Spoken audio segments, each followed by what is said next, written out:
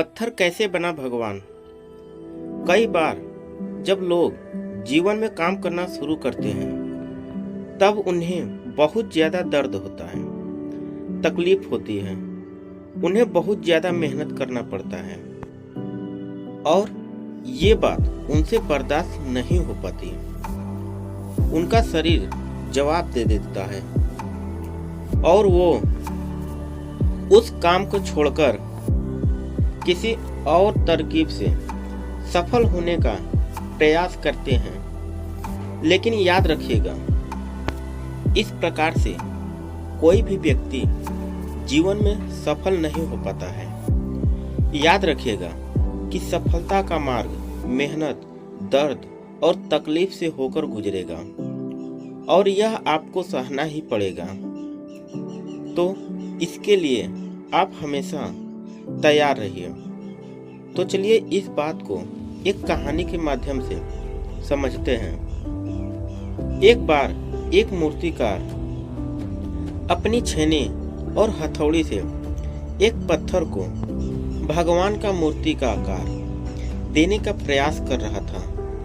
जैसे ही वह छेनी पर अपना हथौड़ा चलाता है, वह पत्थर चिल्लाने लगता है और कहने लगता है कि ये क्या कर रहे हो, मुझे इतना मार क्यों रहे हो, मुझे बहुत दुख हो रहा है और तकलीफ हो रही है और पीड़ा हो रही है, मुझे अपने हाल पर छोड़ दो और यहाँ से चले जाओ।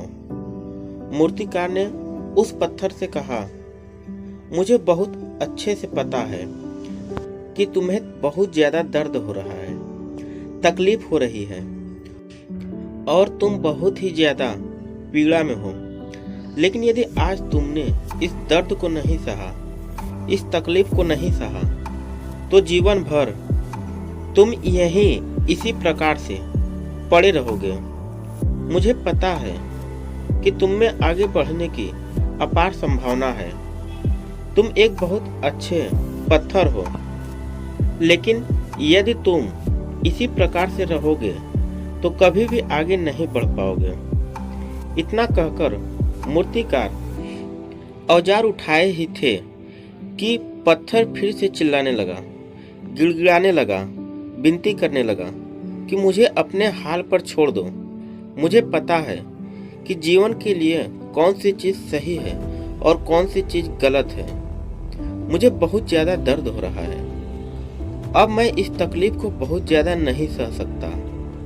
मैं जिस हाल में हूँ उस हाल में छोड़कर मुझे तुम यहाँ से चले जाओ। उस मूर्तिकार फिर से उस पत्थर को समझाने की कोशिश की, ज़्यादा अधीर मत बनो और अपने सब्र को बनाए रखो। थोड़ी देर और इस दर्द को सहो। यदि इस दर्द को सह लिया तो मैं भगवान की मूर्ति के रूप में तुम्हारी स्थापना करवाऊंगा और फिर दूर दूर से लोग तुम्हारी पूजा करने आएंगे और पंडित और लोग तुम्हारी सेवा करेंगे। लेकिन पत्थर ने उस मूर्तिकार की एक भी बात नहीं मानी। वह चिल्लाता रहा और अपनी बात पर अड़ा रहा। मूर्तिकार ने उस पत्थर को समझाने की बहुत कोशिश की, लेकिन वो पत्थर नहीं माना।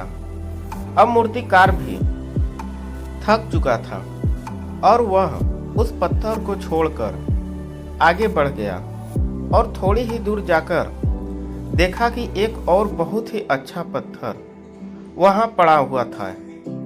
उसने छेनी और हथौड़ी उठाई और उस पत्थर को मूर्ति बनाने के लिए तैयार हो गया। मूर्तिकार ने छेनी और हथौड़ी का वार दूसरे पत्थर पर जारी रखा।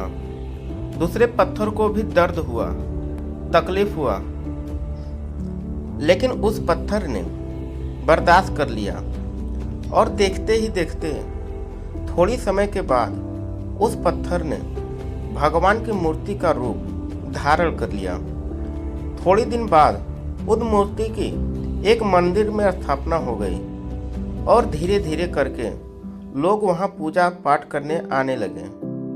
लोगों की मन्नतें वहां से पूरी होने लगी और वह मंदिर बहुत ही ज्यादा प्रसिद्ध हो गया।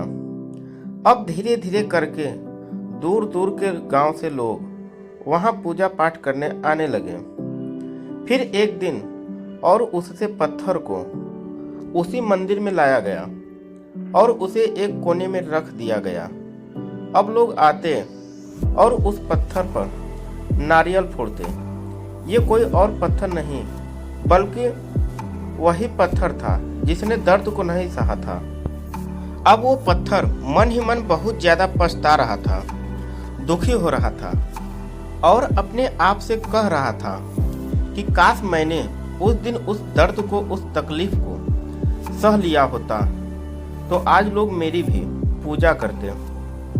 इसलिए आप भी अपने जीवन में हमेशा याद रखिएगा कि जब भी आप अपने कैरियर की शुरुआत में किसी काम को कर रहे हो, पढ़ाई कर रहे हो या कोई भी काम कर रहे हो और उसमें आपको दर्द हो रहा है, तकलीफ हो रही है, ज़्यादा मेहनत करना पड़ रहा है, तो आप रुकिएगा मत, किसी और रास्ते की शुरुआत मत करिएगा, क्योंकि कोई और रास्ता आपको सफलता नहीं दे सकता। आपको उस दर्द को, उस तकलीफ को सहना ही होगा और उस दर्द को, उस तकलीफ को सहकर आप ज़्यादा मजबूत बनेंगे और तभी आप अपने जीवन में आगे बढ़ पाएंगे। और जीवन में हमेशा याद रखिएगा कि आपको पहले पत्थर की तरह नहीं बल्कि दूसरे पत्थर की तरह बनना है। यदि ये कहानी आपको पसंद आई हो और इससे कोई सीख मिली हो तो अपने दोस्तों और अन्य लोगों के साथ शेयर जरूर कीजिएगा। दोस्तों, मेरा वीडियो पसंद है तो लाइक, कमेंट, शेयर तथा मेरे चैनल को सब्सक्राइब जरूर करें।